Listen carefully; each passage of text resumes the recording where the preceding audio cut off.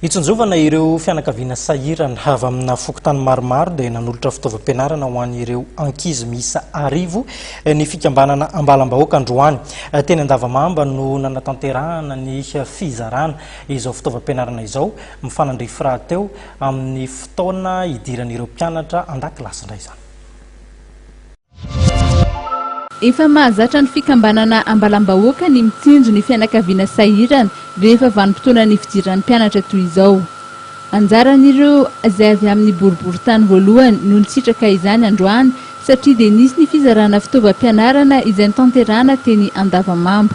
Araka nefa mahazatra ny fikambanana zany dia fanaovana resaka asa sosialy ny androany amin'izao tapaka ny fidiran'ny mpianatra izao dia tsonjovana manokana ny fikambana amin'ny fizarana kahie, stylo, règle isan-karazany mifanaraka amin'izay misy ny pensily hazo.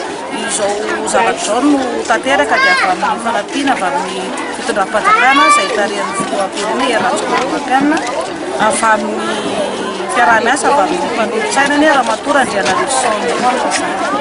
Ireo renim-pianakaviana dia nilaza fa manamaivana ny fahasahiranana ny tolo-tanana toy izao. Mahafinaritra anahy rehefa fanomezana satria tsy mbola nisy fanomezana izao mba tsy tamin'izao.